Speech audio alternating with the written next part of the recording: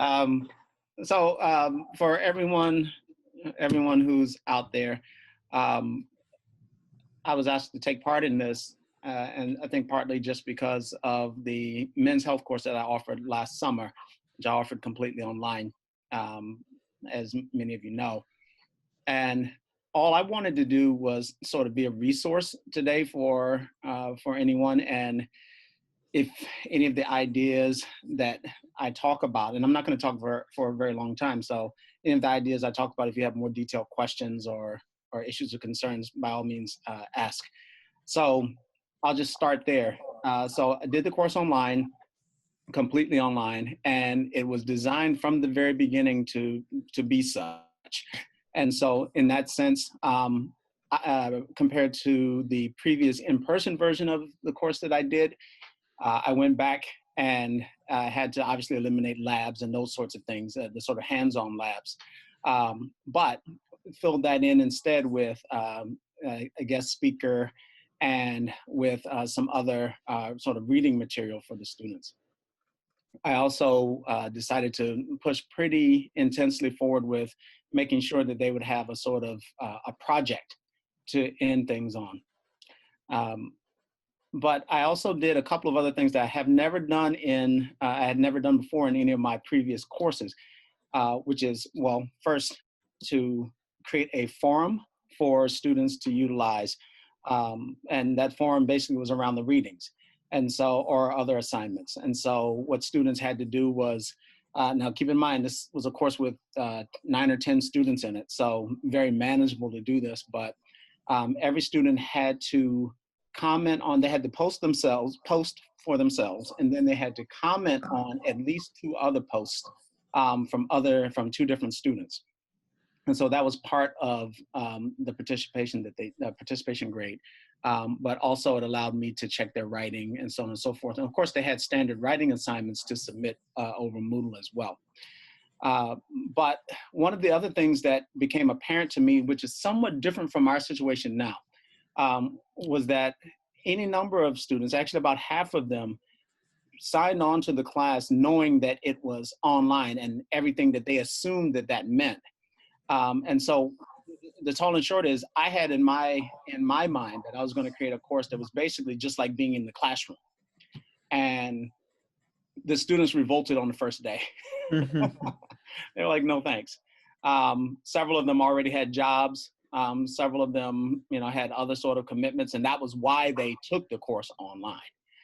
They wanted the flexibility to sort of, I suppose, sort of asynchronous teaching that they assumed would accompany an online course. But I was sort of loath to do away with that. So one of the things I ended up doing, but I wanted to honor their request. So one of the additional things I ended up doing was setting up 2 different possible meeting times. This also was a reflection of the fact that I had students as far flung as various parts of China and Australia. And so I ended up setting up 2 different meeting times, an hour each time. And so students who were in more or less the same time zone or not, if you just happen to be a night owl that night or whatever, you could meet at 9 a.m. from 9 to 10, or you could meet from 6 to 7 p.m., right? And based on where the students were located, that worked out that no one was in the middle of the night, right? There were some people, it was still like 10 p.m., but 10 p.m. is okay. So that was one of the sort of main pieces. And then there was the final project. Now, again, given that we're in the middle of a crisis that sort of demands that people not leave their homes, this may be a little bit different, but one of the things that I did for the final project is they had to come up with a final project that was sort of where they were, and it had to pertain to men's health. And so ultimately what ended up happening was some really cool projects. So one of my students who was in China actually did something amazing, right? He went out and he sort of gauged what sorts of products were the most common with respect to men's sexual health, in particular around things like erectile dysfunction. He went out and he found these sort of, these Chinese medicine products. And he went and he interviewed pharmacists and asked them, like, well, what's the most popular product? what's the age range of the people who tend to buy it, and so on and so forth, right? So he ended up coming with this really cool project that, quite frankly, he would not have been able to do here, right? And so that was brilliant. But in general, what I found was an increased level of engagement, especially from that student who I'd had for several years, but who never really spoke in class. And he was just a real chatterbox when we did things online, as he's sitting in his, in his mom's kitchen, and that sort of thing. Really, really good there. And then I had a couple of other students who tended to have some issues during the semester, as often happens when you do a blocks course, right? You sometimes get those students. But the online forum piece, they really got into, posting a variety of different links, talking sort of to each other in between the different folks that they were looking at, right, in the different posts. And that was a new one for me. So we sometimes get that in class, but to see that sort of active creation of links and sort of cross links between ideas and issues, especially from students who had some trouble engaging during the normal semester, was for me really refreshing. So I'll just stop there and say that those were the sorts of things that I did. We can have more discussion if people have questions. Great, thank you, Ron. Yep. Are there any questions for Ron specifically that people want to ask? And I've got the chat open. Yeah, so go ahead. Is it Catherine? You have a question? Yeah, go for it. Okay, sorry. I couldn't find my unmute. So I'm just wondering, like, I assume you did your forums on Moodle, but when I went to Moodle, they have all these different kinds of forums you can do, like Q&A, open, blog style, that kind of thing. And so I was just wondering, it's a pretty technical question, but how did you do that? Like, how did you set it up on Moodle? Like, what kind of forum did you do? Well, look, you know what? That's a really good question. Now that I'm talking about it, right? I don't remember the exact way that I did it, but there was a sort of general forum thing that I saw. And let me see. I'm just gonna pick a course that I have here, and I think that pretty sure I did not do a Q&A one. I want to say it was, well, no, I didn't do Q&A. Sort of clicking on it. And I don't know if anyone else has experience doing forums, right? But it was just a sort of, let me pick the assignment here, add an activity. And yeah, I went down to forum. I clicked on, there's a forum button, and then I hit there. Do you want to share your screen, Ron? Yeah, sure. Let me see. Be careful. Yeah. Never on the work computer, man. So let's see. Let's see if I can figure out how to actually share that now. Let's see. All right, there we are. Sorry. Okay, and share. So try to share my desktop with you. Okay. Oh. Destiny. That is a lot of tabs. Oh my God, my anxiety just got triggered. Hey, man. I'm here for you. So yeah, so here we are. Can everyone see the screen? Mm-hmm. Okay, right. So to get here, all I did was, let's see, I went down to add an activity or resource. I popped down here to this forum one. Okay. And then I just hit add there. And this is what I came up with. And I just would put in, the name of whatever they're reading and then the questions or whatever. And that was that. And then the students would, apparently this goes out to them, and then they would sign in and, sort of type stuff up. Yeah. So Ron, just to clarify Catherine's question then, so you just left it on standard forum for general use under forum type? Yeah. So I didn't do any of this, oh, I see. That's the thing what she's getting. I didn't even know that, right? So I just left it as was. I just used it as is. Okay, and then they can just start posting on there, and you could follow it all on that forum. Absolutely, yeah. So that's how that worked. Yeah. Thank you. That's really helpful. Of course. Thank you. And so Ron, just I think as we're understanding different folks' strategies, so so you required your students to post some kind of individual contribution, and then you said in addition to that they had to comment on on at least 2 of their peers' contributions for that week, whatever it was. Exactly, for that reading. And so typically, of course, it's the block course, so it's almost daily, right? And so, yeah, so basically every day, once we got, I think the second week, once we worked out the kinks and we got things set up, from the second week, it was on. And that was just how it had to be.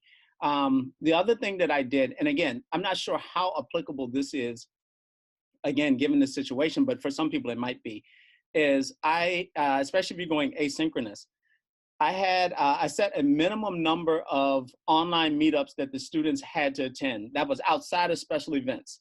So when we had a speaker and another sort of special event where I had them prepare in where they were, prepared dishes that were supposedly effective for improving men's either general or sexual health.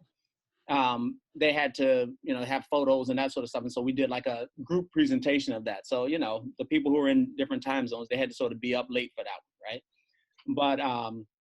But yeah, that was what I also did is set a certain number of check-ins, like sort of face-to-face video check-ins that were necessary. And I think I set that at 6 or 8. I can't remember at this point, but it was either 6 or 8 that they had to do over the course of the block course with me. And again, that's because so from a personal standpoint, I don't like the no viewing students thing. Like, I didn't like that. And I'm really glad I did it this way, because there were 3 students in the class and I didn't know who they were, previously, but getting a chance to see them. And now since we've met on campus, and it's like, oh, hey, we're meeting for the first time in person, right? So it's one of those things. For me, that sort of connection is important. So I wasn't willing to let that part go. So.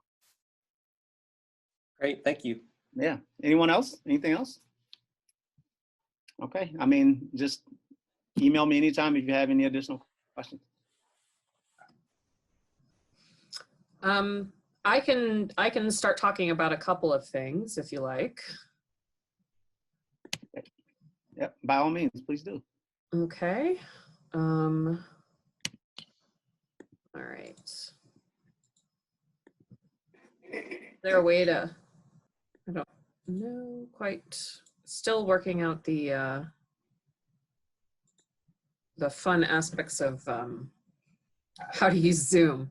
Okay, so I'm going to talk about a couple of things related to using Moodle. I have not taught a fully online course before, but I do use Moodle extensively for various tools that I find can be especially useful and a little bit more education-based than just putting a Google Doc on and having students all just contribute a bunch of stuff to a Google Doc, which can be really a useful thing, but also has its own drawbacks. So one of the things that I have done in numerous courses is use the glossary feature. And I will show you just a little bit what those look like. So let me figure out which screen I want to share. Okay. So is that working? Yeah. See the screen? Yes. Okay, cool. So what I've done now for the previous 2 semesters of teaching the human animal is have students during the first week create an FAQ, a frequently asked questions document for the syllabus, mostly because it gets them going through the syllabus and looking at all of the different requirements of it. Also because it provides a place for them to just do a search for any questions later on without having to email me. So this is this semester's.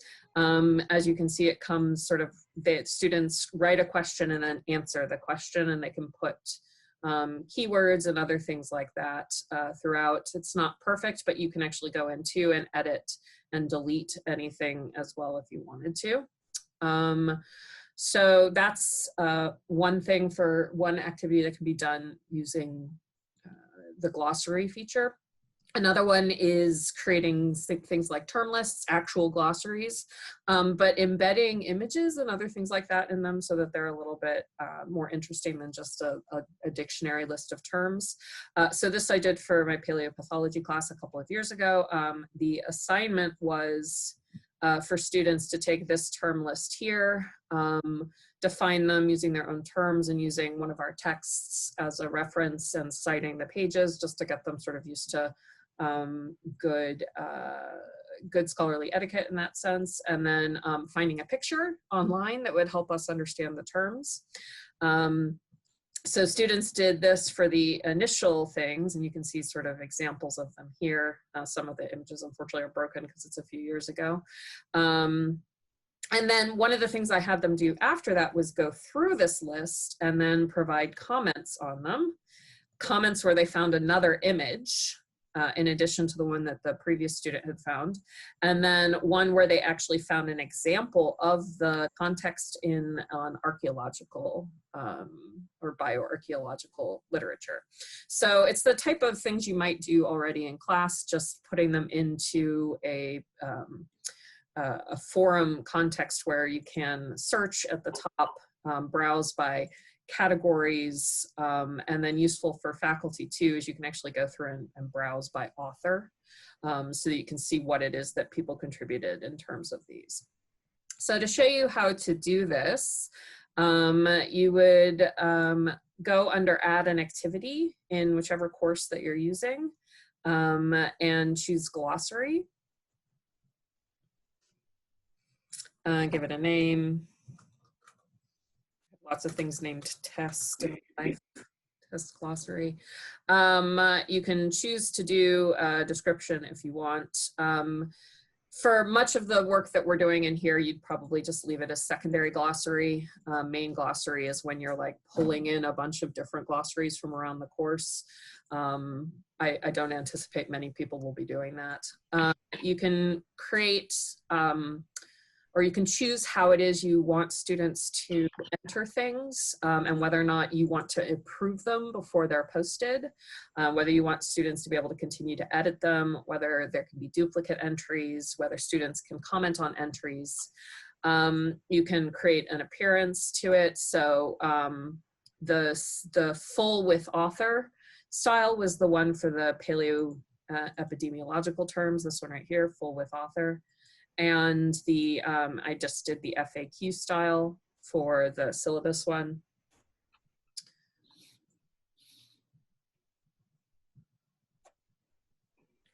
And then you can assign it to a grade if you want to, and you know, add a bunch of other things, but those aren't necessary per se. So yeah, that is glossaries. Are there any questions about that? Wow, it is, Ron. It is difficult to get back to that main screen. Right? With that. It wasn't just me. Okay. Okay. Yeah. Like I ended up having to go to the top, and it suddenly was keeping it at the top for some reason. Top of the screen. Oh, there it is. That's weird. Okay. Yeah. There we go. Okay, I'm back. Hello. So did people actually see this? Yep. Yep. We got to see it. Yeah, it was all good. Fabulous. Fabulous. Okay. Any questions about glossaries? I think it's cool. I mean, that's a comment. I never even thought of doing something like that. That's a really cool idea. I mean, you can do something. Clicked on it. Yeah, I know, right? You can do something like that, obviously, in a forum like Google Docs, but the benefit of this is that it's a lot more organized. And one of the challenges you probably faced using Google Docs is that when students are typing at the same time, it's like shifting around, which can be frustrating and hard to follow along with, especially because I did this activity with Google Docs the first time. And when students were like adding pictures in, everything's jumping, and it was not the best medium for it. So this one actually works a bit better. It's easier to find afterwards. Cool. So that's just an activity that I did at the beginning of the semester. And to Gwen's question down here in terms of adding it mid-semester, it's mostly like if you would do an activity in class from now until the end of the semester, right, where you wanted students to engage with readings or other things like that in a slightly different way. It's just one way to move it online. It's not I didn't create the glossary so students would have a glossary to use for the course, although that was a secondary feature of it. It was more to actually have them in the activity of working through the terms and using the literature and searching for things online.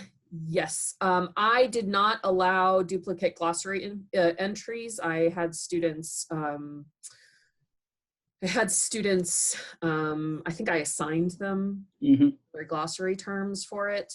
And then I don't think right now that there's a way for students to add in information or revise another one. That's where the comments underneath can be useful, although I'm not entirely certain about that. It's a good question. So for now, it's sort of like a student adds something there and then like maybe another student can comment on it underneath. So,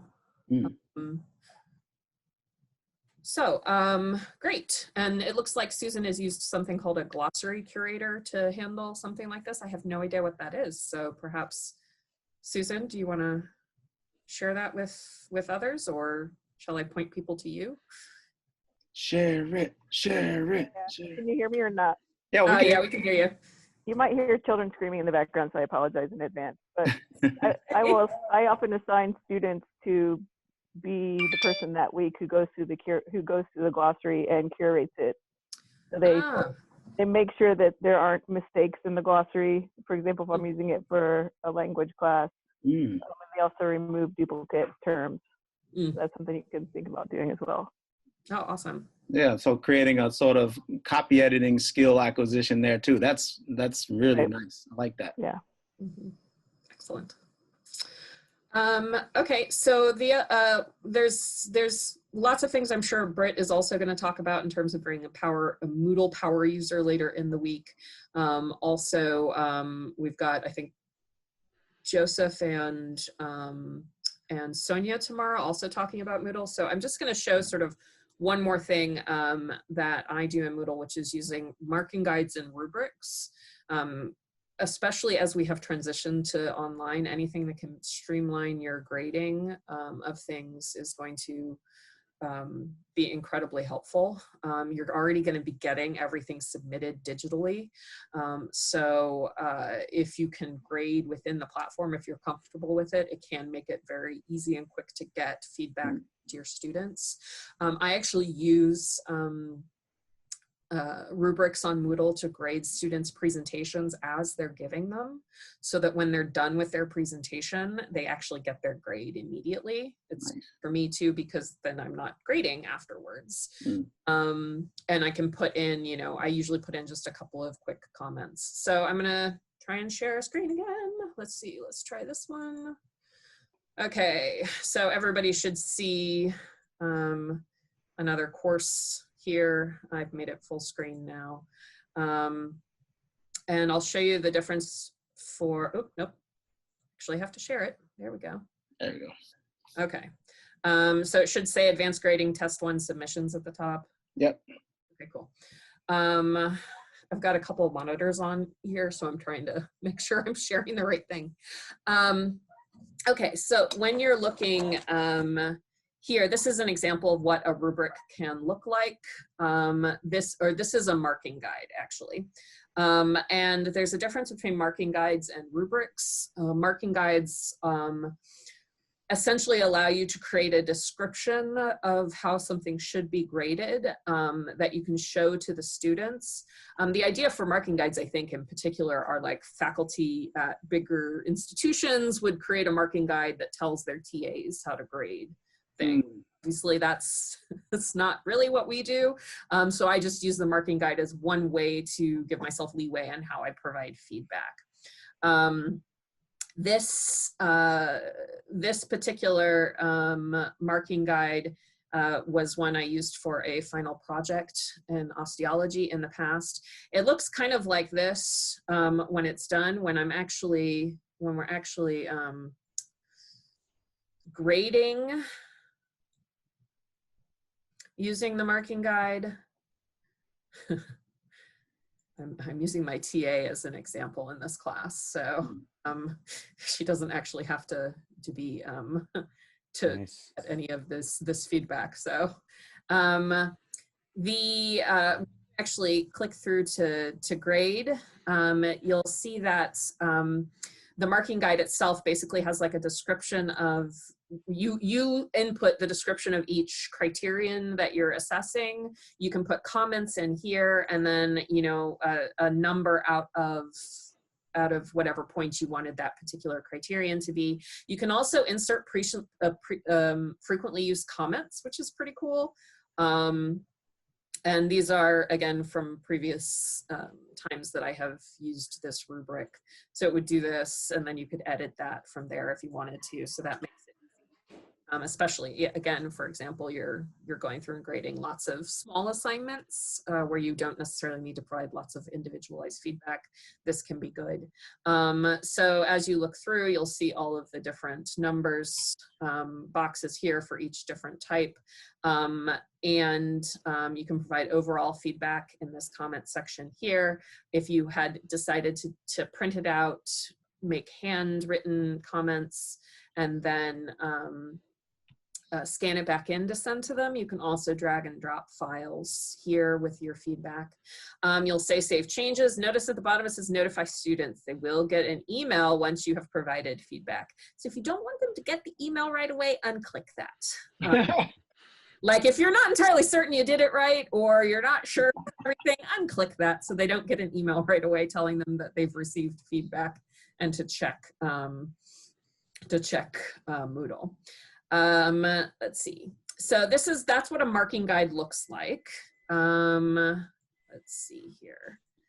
And Leslie, Yes. Kate Lindenberg was asking, where is that frequently used comments feature? Does that sort of evolve as you do comments, or is it, okay? Yeah, and I think I also could type in some. Okay. It's a great question, and it's actually been a little while since I did that one, so I'm not certain. Let's see though. So when you're inputting one of these, you're going to, let's see, let me go back to this one. All right, so all this is a activity put into the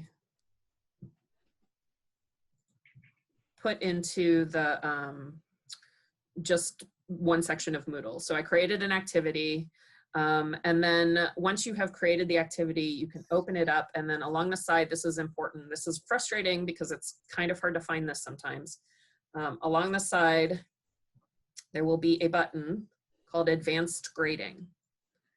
That allows you to select what type of grading that you want to do, and in this case, creating a marking guide. You can edit, or what you would do in the first time you create one of these is to say edit or create a new form from scratch. If you've already used rubrics on Moodles, you can search through your previous templates. That's how I pulled this one up, as I found some previous ones that I had used. And then you have to give it a name, of course, and then you basically add in criteria. Yeah, here we go. So to Kate's question, I added frequently used comments on the bottom. So I was able to determine which I was using a lot and put it in here. So you add a criterion. You would put in just a title. Test.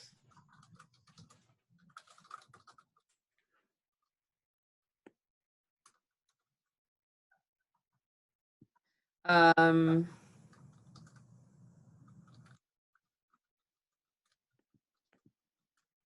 then a maximum score. And then you can basically provide any sort of score up to your maximum score within that category. So it's useful if you want to do like half points, or if you have like a general category and you're just like, students should be able to figure out what 5 out of 10 means. Right. So this is the marking guide. You would say save. If you want to keep working on it, not make it ready yet for students, you would save it as a draft. And then it appears when you open the assignment and you you say that you want to start grading. So it'll appear when you grade down there, and it'll show the student at the top where they might have submitted something. You can download their submission, and then you can start providing feedback. Okay, so that's a marking guide. Are there questions about that? I can't see the chat, so I don't know what's being said. No more new questions so far. Fabulous. Okay. So that's marking guides. We also have rubrics. So rubrics are more structured than marking guides. I've found that it's useful for me to sort of make a marking guide the first time I do an assignment, because it doesn't require me to put as many sort of clearly defined levels in, but it still gives students a sense about the different criterion they're being evaluated on. And then afterwards, I can sort of create more specific rubrics. Rubrics are great because the feedback is embedded within the rubric itself. You can go through and sort of fill in a rubric and then put a couple of comments at the bottom, and the student has a sense about how they're doing. So a rubric will look something like this. For rubrics, you'll have a defined category and then steps with their associated points. You can provide the feedback for each of these steps here, and you can also create or write comments about that particular category. This is what I did for senior portfolios presentations in our capstone course, which was basically just sort of selecting these things as they did the presentation, and then putting a couple of comments for the feedback in the feedback box here, saving it. And again, a lot of them got it right after I was done giving them feedback. So right after they were finished with their presentations. So Leslie, Jim is asking, is there a way to know that students have seen your feedback? That is an excellent question. I'm going to defer that to some of the Moodle power users, because there are actually ways that you can see what sites and places that students have gone on Moodle in general, but I don't have it off the top of my head. Okay. So I don't know that we can guarantee that they see all of your feedback, especially if you provide them with a PDF. I don't know that we know that they've downloaded it or opened it, but there is a way for at least this. It's very easy for students to get this. They'll look at it and they'll have the feedback right in front of them. It doesn't even require them to flip pages, right? To look throughout at all the things you may have written on a document. So. And Sylvia just asked, where are the changes saved if you don't want to send an immediate email to students with feedback? Okay, so this is the issue here. You would click on a declick notify students to make sure they don't get that email. You can go through and create all of the feedback in through here, and then you just save the changes. They will be, unless you have made your assignment, unless you've hidden your assignment, students will still be able to see that, so they can log on and see your feedback.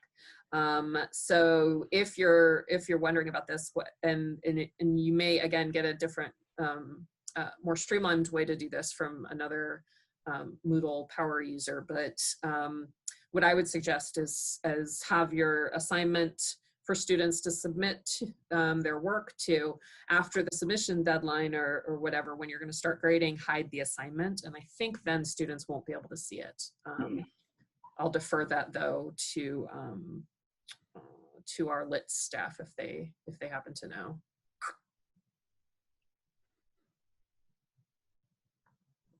No? Okay. Awesome. Excellent. Okay, so setting up a rubric is similar to setting up a marking guide. You're going to open up a you're going to open up an assignment, go to advanced grading. In this case, you would be defining a rubric. So if you notice at the top, it says change active grading methods to, and this is how you switch between them if you wanted to, rubric, marking guide, and simple direct grading is where you just enter a grade, usually a point value that you have predetermined. So you don't have to do this to grade in Moodle, but this is just how you can integrate rubrics into it. This is what it looks like when you're working on it. To edit the current form, you pop in, and then because it's a rubric, you're adding levels. So you would add a criterion, and you add a description of each level, and and have a point value underneath for each as well. Unless you put them in, you can't assign half points in rubrics. This was where a marking guide might be better if you wanted to say, for example, assign someone a 2.5 out of 3. You would have to put in each individual level. And that can get really unwieldy if you have, say, 10 points for a particular criterion, and then you want to do half points all the way up. To add a level, you just click this, and it will automatically put in the next highest level here. But you can go through and change the labels of each level. You would then click to insert whatever description you want to be next to something. What I actually sometimes do, at least to begin with, is put in very basic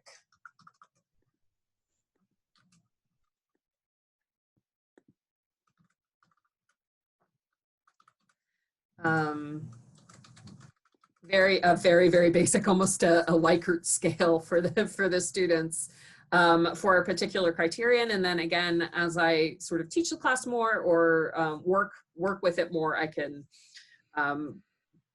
get more in depth into what each of those things really truly means. But at least the students, again, know what type of criterion you're using to assess them on that particular assignment. So I think that's definitely, I think, all that I need to say. And I'm happy to ask questions about any of these things. I'll stop sharing and come back. Okay.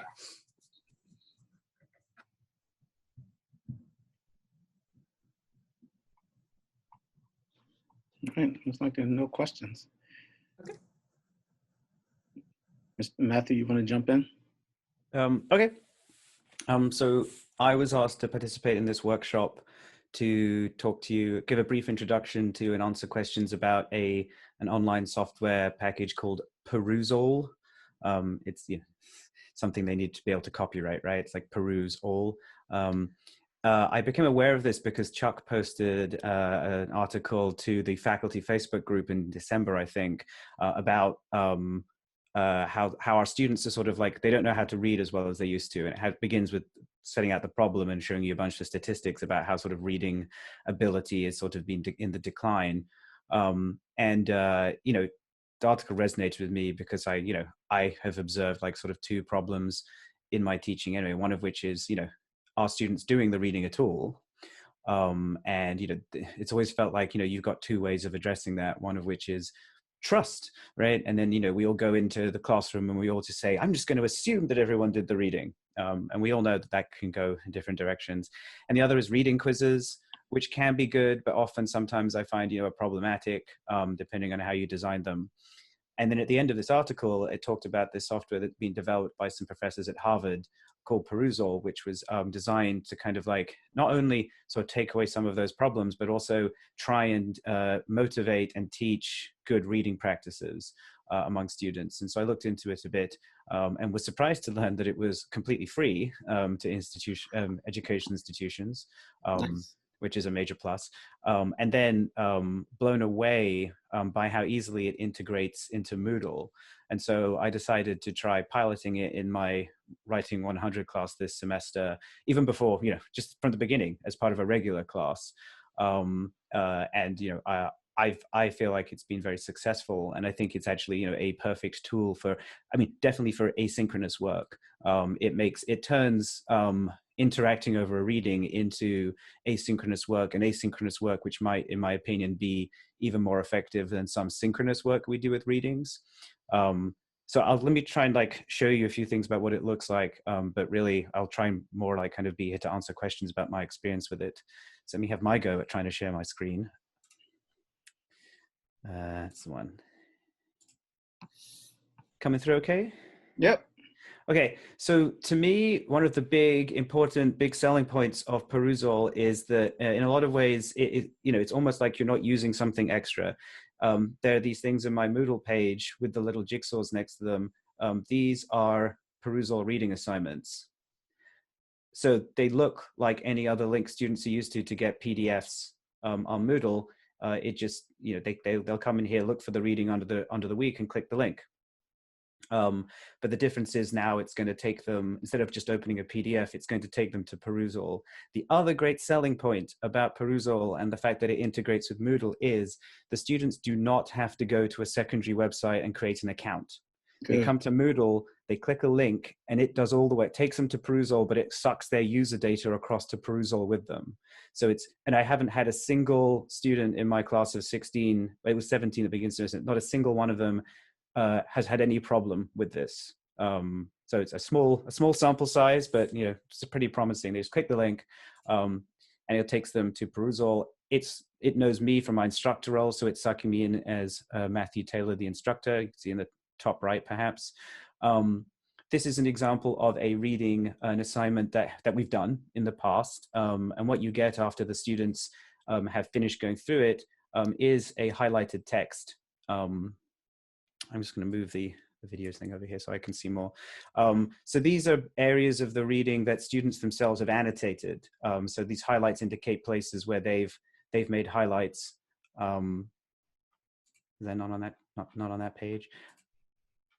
There you go, some on that page. But I mean, you'd expect, right? Really heavy on the first page. If you then pick one of the highlights, opens up these kind of comment threads on the right, and you can see the students they can ask questions, they can make comments, and they can start engaging with each other. It's very much looks like social media. So again, it's an environment that a lot of them are already comfortable with. There's @ing people by their usernames. It automatically turns questions. It gives them a question mark thing to let people know a question has been asked. And it has upvoting of comments, as well as starring if you want to kind of mark them for your attention for later. You can ask your own questions. On this particular one, I asked some leading questions. Why does the author begin with this paragraph? How else could he have begun? And that, to give them some prompts for people to kind of reply.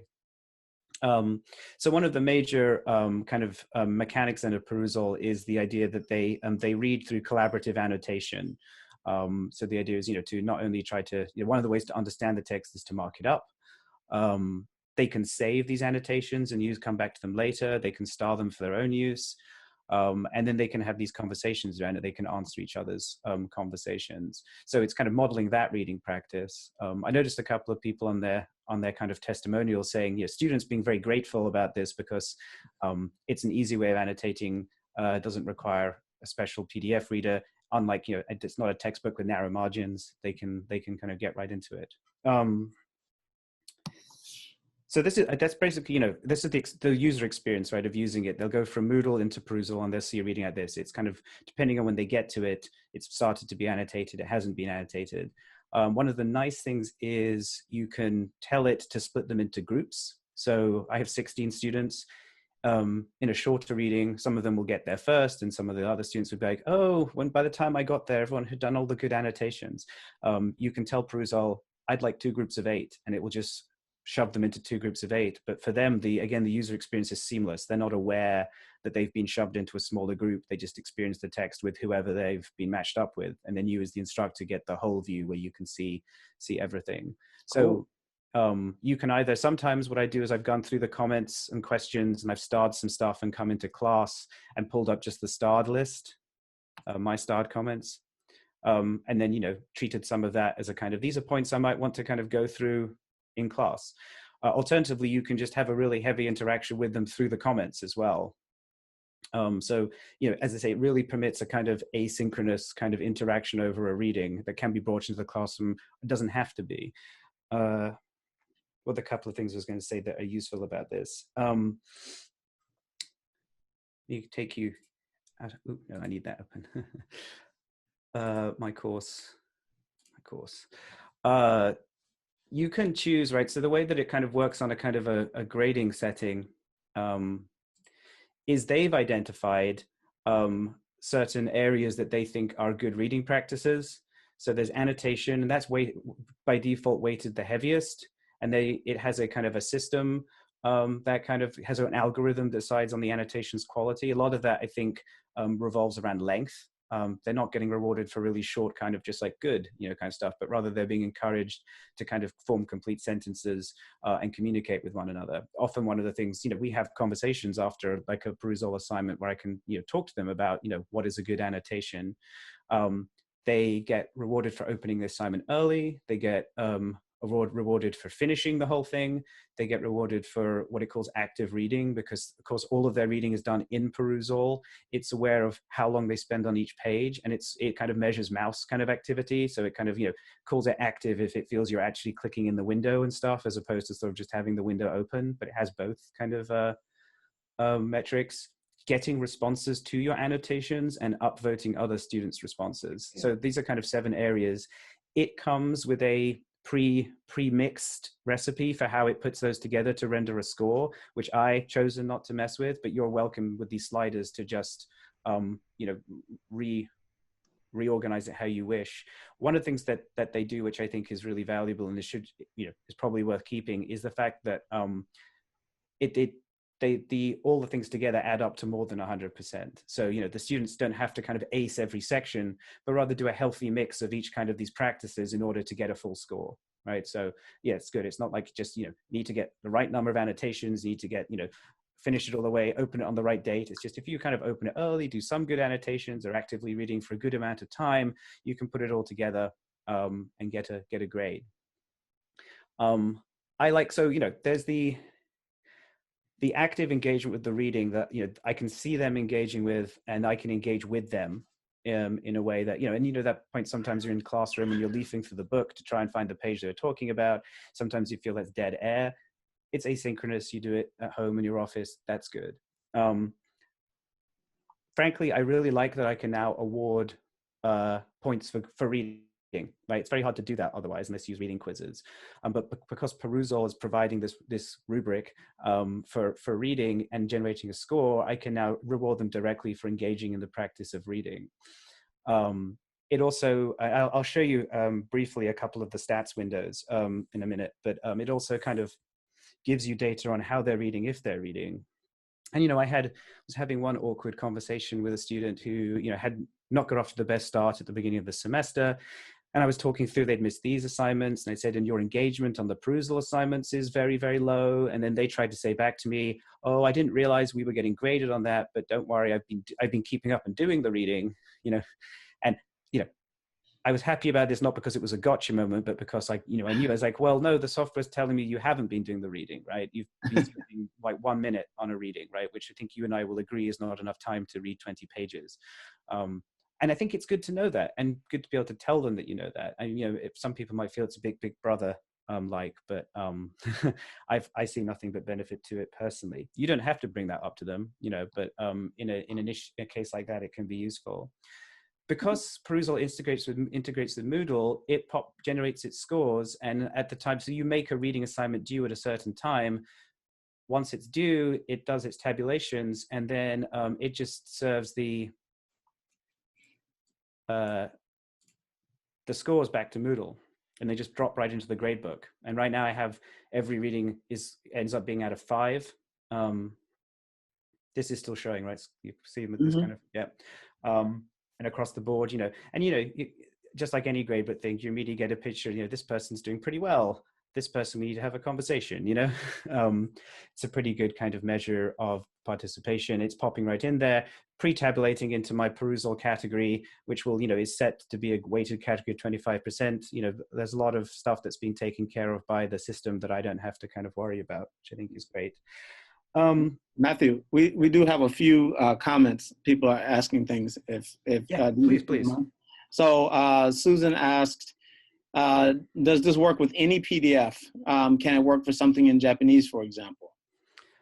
It works, so as far as I'm aware, right, it does work with any PDF. I think, it's always a matter of the quality of the PDF.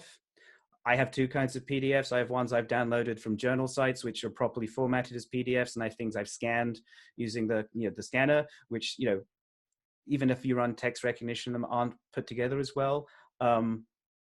My understanding is, let's go to, it even has, I'm trying to think of let's put up Bogost again. And Joseph, thank you for the link. You also, Joseph shared a link that says looks like it does support other languages as well. So yeah, so it has a read aloud feature, and like all read aloud features, you are meant to specify the language it comes in, and that looks. I don't read Japanese, but yeah, Japanese is on there for sure. Yeah. But really, it's the point is that they need things that they can highlight. So as long as the characters are formatted, they can draw a highlight over them and add a comment. Even if you have a PDF that has not got recognizable text like this, they can still kind of draw squares to annotate, sort of like a physical highlighter. So it can work with almost any PDF as far as I know. It's just won't always look as elegant. It can even, this one is, it can convert web pages to PDF for its use. So this one here, this reading was a web page, and I just put in the URL, and it kind of serves it up in a Perusal manner. Sometimes the images, inline images, don't come through, which can be a little bit of a drag. But in terms of the reading portion, it comes through in a way that kind of can be processed, I think, quite well. So you have a few others as well. Gwen asked, do you usually find that the grading is what you agree with? So I'm trying not to open up the grading window in such a way that you will, try and do a little bit of a, I mean, so I haven't had any issues with it, and I certainly haven't had students complaining about it. The majority, the lion's share, it's weighted very heavily at the moment towards the annotations. And I think, if you have enough, it's just with anything, if you have enough assignments within a kind of sufficiently weighted category, just everyone's happy to kind of do the first one and sort of say, okay, why didn't I get a higher score? And you can have those conversations.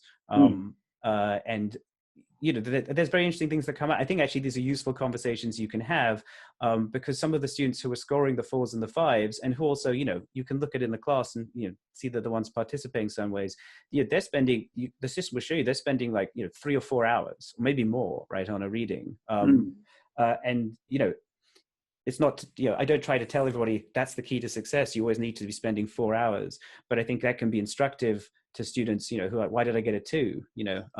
We can talk about like how they, that their various patterns of interaction with it. Those conversations have been productive. One person, they were reading it, and they were dropping comments, but their comments were, I think I mentioned this in the Google group. This was like, this reminds me of my archaeology class, right? The start of a good annotation, start of a good comment, but it's not very substantive, and certainly not substantive for other readers. And then what I would try and explain to them is it's not substantive for them. And this is one of the things I think is one of the other strengths of this. It makes annotation a community, gives an audience, right? So you can help them, because I think, at least I'm committed to the idea that, in a writing class, we think about writing as a tool, right? And as a way to complete your own thoughts. And so incomplete thoughts in your annotations are incomplete, but it's hard to tell people sometimes you need to do it for yourself. But so I don't, I say, you're doing it for other people, right? Nobody else in the class was in your archaeology class. So why don't you fill this out to them? And they're like, it made immediate sense to them. Okay, I just have to add explain it. And then they do bigger annotations next time and their score goes up. So, I guess, Gwen's question kind of makes me a little bit anxious. Like, have I been paying enough attention to how it matches up? But I mean, I see a broad pattern of, maybe it's confirmation bias, but, the 4s and 5s in the gradebook seem to be matching up with how students are then kind of, turning up prepared to class and are able to then also redeploy the readings, because I have then normal Moodle assignments or even kind of fuller papers where they have to kind of reuse these readings. And, you know, I see the kind of correlation I would expect between, you know, performance on the Perusal Gradebook and those kind of later assignments. So there's a Catherine Orr was asking a super technical question. Does every course need a shared secret? She says she asked because I'm teaching 2 sections of the same class. The one section is working great, but section 2 is giving me errors. So I think she's using Perusal as well. Yeah. Yeah, I don't believe so. So, you know, let me. So, how would you put this on in your Moodle? The only thing I don't like about this is you have to configure every instance of it over again from the beginning. But you want to add an activity, and you go to your add activity, just where you're finding Ron's forums and Leslie's glossary. But we're going to choose external tool, and you give it a name, whatever it would be. The important thing is to get the integration is the activity name needs to match up with the name of the assignment in Perusal. And the thing that I couldn't believe would be true, but actually did turn out to be true, is that as long as you do that, if you put Watson here and you have an assignment in Perusal called Watson, it's just all going to work. In my experience anyway. And that is to me is a little bit of magic, and one of the things where I got, I guess, super excited about this. You can put in activity description if you want. Pre-configured tool based on launch URL, ignore launch cartridge URL. I wrote these instructions up on Google Group. Here's where you're going to put the Perusal address, the Perusal URL they give you in their instructions. Also, I recopied that into the instructions I put on Google Group. And then as far as I'm aware, the consumer key and the shared secret are just the same every time. I had this moment where I'm not sure, you know, whether or not I could have just been sharing the ones they gave me to everybody. The shared secret, so the consumer key I think is definitely universal because it's some variation just of the name of the college. The shared secret I got is a very long string of numbers, which I have to copy and paste in every time. Now, it may be the case, Catherine, this is why I kept to, because their practice, they say, and again, I posted this all in the Google group, they suggest every one of us should email them for the consumer key and shared secret. So it could be the case that Catherine and I need different shared secrets from one another, but it is not the case in my experience that we need, I need more than one shared secret, because I have 2, if I go to my classes, I have 2 different, I started testing this much as Leslie's doing with her TA right now with a Writing 200 class I had last semester, and then used the same shared secret to start up a new one here for Writing 100. And the details I've been plugging into this window are exactly the same. It's just that when we click the link, Moodle communicates a bunch of information to Perusal about what class I'm coming from, who I am, what my role in that class is. So I'm not certain exactly what error it is you're encountering, but it's not one that I encountered. Okay. And yeah, so Gwen was saying that she thinks the problem isn't the shared secret, that it's probably to do with linking the same assignment to 2 different Moodle classes and grade books. And you might need like assignment section 1 and section 2 or something like that. Yeah, right on. I don't know if people are bored. There's a couple of other things last couple of things I had to say, but I don't have to keep going. If I was just going to show you briefly you get analytics at the end of a thing. You get like a grade distribution of everybody, annotation submission heat time map. Some of these are just kind of cool, but yeah. So a lot of people were very active right around then, right? One that I thought was more important, suggestive, is the average view time per page, and you know, right here the average view time on page 9 was 13 minutes. It's like a spike, right, in the view time of students. So this can mean 2 things, right? Like either that they've all had a lot of problem on this page, or that you know, something else is going on. Also, like, you know, page 1, right, has the most page views because it's the page everyone looks at because they always open it up at 1. I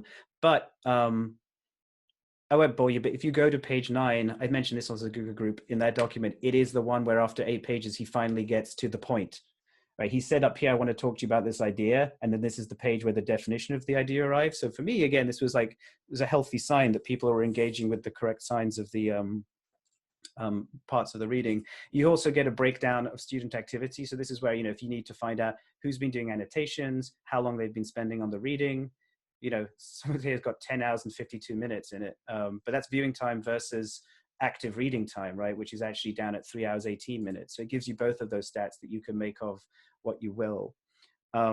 So I talked about I like the benefits of, what it's modeling for them and how it's modeling it through a collaborative environment. The benefits of kind of giving you those stats and monitoring, the fact that it's integration with Moodle and its way it works with the Gradebook. Quite apart from just assigning regular readings this way, the two things I would think about. One thing is that normally in a semester like this, in one of the late weeks of it, in the writing class, I'd be doing these 1 hour sessions with 4 students at a time where we got together and all 5 of us would have read 4 drafts of the 4 people in the room. We'd have a workshop around those drafts. I'm thinking about how are we going to do that? And I was thinking about synchronous solutions to it, getting them together in Zoom or Google Hangouts with the documents. And I was just saying, you're being silly, you have Perusal. I'm going to create documents that have the 4 drafts in and assign them to each group of students and just do it asynchronously through Perusal. They're going to annotate each other's drafts that way, and then I can also interact with their annotations. We can have a full week to do that rather than kind of trying to condense it effectively into an hour and do it asynchronously. They can do it all on their own, when it fits their schedule. So I think, it might even end up being better than the way that I kind of sometimes run it face to face. And the second thing is just listening to Ron talk about how he designed and used his forums in his men's health class. This seems like a perfect application for that, especially for a forum built around a reading, because everything that he wants them to do is done in here, right? You're meant to do the reading, have comments about the reading, interact with other people's comments about the reading. But in my experience, I sometimes find the Moodle forums, well, 2 things I have, one of which is they're not, I think, as slick to use as this. We all know Moodle isn't that slick, right? And the second thing is that I found that grading forums or getting forums to output grades that make sense into the Moodle gradebook, at least for me, is a nightmare. There might be Moodle power users that are better at this than me. But I certainly think that Perusal would be a perfect fit for that exercise that Ron was discussing at the opening. Okay, I'm done, unless people have more questions. So you did, the question I have here is from Catherine. She asked, what's a confusion report? But before you answer, I have to take off. I got to go help someone move something. So if anyone has any further questions for me, please feel free to email me on that one. Okay, so I haven't messed with the confusion report a lot. I can click it right now. We can look at what it does. I'm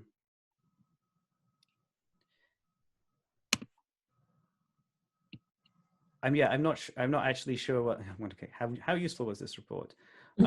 It's presenting to me, right, these areas, right? It's only topic 3, right? It's giving me 3 little areas, and it's giving me comments by a couple of students on the right, and some keywords to play with. Like I say, I haven't actually delved into it too much, but it's like, I guess I'm, just a super fast looking at it. Like these comments have things like, unfortunately, hard, misunderstanding, and other things like that. And I wonder if that's part of it, just a bit very difficult to succeed, like I wonder if that's part of it, if they're scanning for comments that might indicate that students are having trouble with it. That makes a lot of sense to me. I wonder how, for me, the confusion report didn't seem that important because we always had these face-to-face check-ins, right? I think they were using the questions quite effectively to indicate where they had questions. And I think actually, it's nice asking a question, you get rewarded for asking a question because it counts as an annotation, and then you get rewarded for answering a question. So, they're actually kind of like trying to help each other through a lot of this stuff already. So I haven't quite scratched the surface on how exactly the confusion report works or how useful it is. You get, also these overall assignment things here, right? Where you can get some kind of, I think most upvoted annotations. There's a lot of stuff going on with the data that, many of you, I'm sure could figure out even more clever things to do than me once you have access to them. were there any other questions? I don't get, you're right, you don't get a chat window, do you? I know, it's weird. Jim is asking, I'm curious about how you both have thought about pairing face-to-face interaction with the things you have talked about. So for me, this sort of one of the challenges of this semester in teaching 2 lab classes, and trying to figure out how to move lab activities online, in part because lab activities are usually, they're gonna require video, they're gonna require more consistent internet connections. So for me, I've actually moved away from thinking about doing this work synchronously. And instead, I'm going to be doing office hours question points where students can contact me with questions about things, but trying to get all of my students onto a platform at the same time where they can access, where everybody would have the same access to high quality images or video or things like that is probably not feasible certainly not for every class and not for every student based upon some polling I did. So I'm trying to make it so that they can access the material at any time, perhaps when they're not competing with other family members for access to the internet, so that they can get some of those high, like those digital high bandwidth requiring types of things when they want to. And so when I think about at least the glossary that I showed you, that is something that can be done fairly low key on any type of platform. It's basically just text editing. And it is additive over time, so it also doesn't have to be synchronous. So you can ask students to, within a certain period of time, complete this activity, and at the end of it, then maybe, you know, have them do a chat or forum surrounding what it is that they've created. Before I let Matthew talk, Gwen Kelly's asking if she can add something here. Gwen, do you want to go ahead and? Yeah, sure. I had the thought of using a chat room, which Google has, not just Hangouts, but chat rooms where you type some thoughts and then other people can read that and respond later sort of asynchronously, and it leaves a kind of long ongoing thread that is mostly you know, undirected, although you can create different threads if you want to. But my thought was that I can answer students' questions there, and then students can come back to that conversation who aren't there presently and see what other students have asked and see my answers that are typed up. So rather than doing that in email, and maybe also rather than doing it in like an off face-to-face or like a Zoom meeting or chat, like face-to-face conversation, which we can also do, but I can like type out an answer and then like leave that in that kind of threaded conversation in the chat room. It's sort of like the Perusal idea and sort of like the forum idea, but like just a little bit more open and free form, and rather than require students to like say something and comment on 2 other things, but like just to have that be an open discussion and maybe create some different threads and stuff like that. So that's my that's how I'm planning on sort of having those kinds of asynchronous conversations. Awesome, thank you. Yeah, it's a great idea. Matthew? I'm really just echoing what both Gwen and Leslie have said. As I've been, you know, reading various things people are talking about in this whole situation that, you know, everyone's facing, I'm looking for reasons why synchronous is even necessary, right? It seems that asynchronous is to the greater benefit of our students as much as we can institute it. So like I said, you know, with that workshop, you know, I ended up realizing that, you know, there's no reason that it needs a synchronous component. It may even be able to do it better asynchronously using something like Perusal. And, you know, you could use it, there is a way that it could be used with Google Drive, but I actually think a Google Docs, right? We've had people comment on DROS before that way. But I guess some of the pluses for Perusal is the kind of, the kind of, there's the grading feature, but there's also the idea that they'll have been working in Perusal all semester, at least my students, and so they won't be switching to Google Docs for their workshop. It'll be one kind of platform. I'm generally basically going to be kind of pursuing, I think, the model that Leslie suggested, which would be to, do as much of this material, arrange as much of this material in situations like this, a lot of Perusal stuff, some Moodle responses. We're working on our kind of big final research paper together, and make as much of that prepared to work asynchronously as possible, and then sort of make myself available every week in the week in something like Zoom. I'm actually thinking of using Twitch, where I encourage them to show up, and definitely will be available for them to help deal with confusion or questions they have, but it's not so much required, especially of students who, for all the challenges Leslie listed, it might prove difficult to attend those. But then obviously, as everyone else is talking about, make it available offline afterwards. Twitch is a bit like some of the other solutions people have been discussing, in that it preserves not only the video, but also the chat room on the right, the group chat, so it can be reviewed together with the video by people afterwards. Thank you, Catherine. Sylvia is asking and saying she agrees that asynchronous work would be ideal, but how do we continue to have students develop their speaking skills in a language English? Yeah, I mean, every single discipline has to approach this differently. I mean, the lab courses are facing one struggle, the performing arts are facing another. As you say, languages are facing a different struggle. I mean, I wish I had a good answer for that. I mean, I think that it's probably best if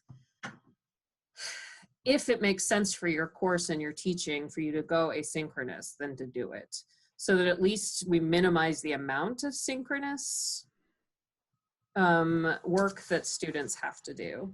Right. If Leslie and I aren't requiring it, it leaves more room for Sylvia to ask of it, right? Mm-hmm. And more likely that you'll be able to get those students together because they're not trying to worry about getting into my class and Matthew's class. Gwen is suggesting setting up language partners, which also might be a good idea for students being able to get in touch with each other. I think that that's one thing we haven't thought about as much, or I haven't thought about as much, but want to do more, which is trying to put in some ways for students to create their own discussions and social groups, maybe even outside of what I'm doing, so that they can maintain at least some of that social cohesion we know is so important for them outside of this, since of course many of them aren't going to be seeing all that many people. Oh, and yeah, Catherine says you have a nice Twitch setup, Matthew, right there. So.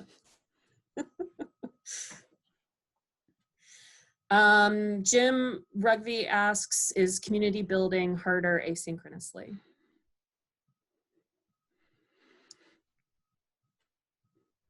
Oh, okay, thanks. He says that also that I just answered this a little bit.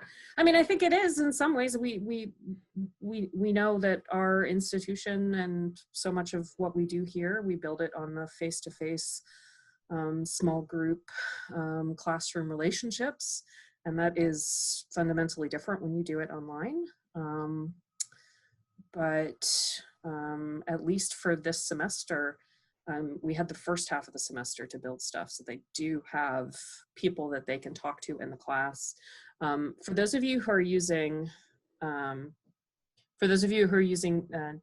or have TAs in your class, I would encourage you to find ways for your TAs to keep connecting to people there, and also, if at all possible, for depending upon your courses, outsourcing some of the resources to have TAs look at. I mean, because they're not going to be attending your classes anymore if you're doing it asynchronously. So, for example, I asked my TA in osteology to go find me as many resources online as you can.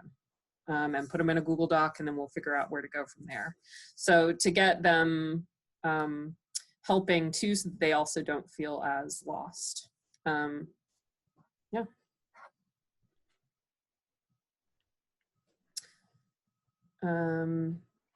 Sylvia's noting that keeping students connected to each other, not just us, is going to be really important in terms of retention.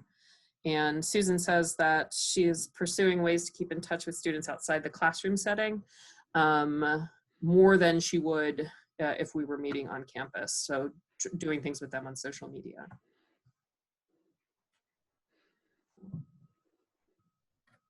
Right. So I don't have anything else to present today, but am happy to field questions. Especially, I really like the Zoom screen sharing feature. If I had known about this a few years ago, it would have made teaching quantitative methods a little bit easier. So I'm happy to, if you have questions about Moodle in general, obviously our lit staff is fantastic, but you're also welcome to email me, and we can do a quick Zoom, and I can show you what I figured out. So.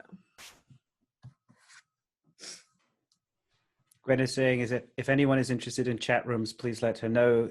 They'll show you how to set it up. Which is awesome. Thank you. Well, and thank you everyone for your questions. Do you have anything more, Matthew? Not really. Happy to brainstorm or sit around with anybody. Thanks to you two and Ron, who's not with us. This was fantastic. Oh, good. I'm glad it was helpful. Thank you all. All right. Thanks.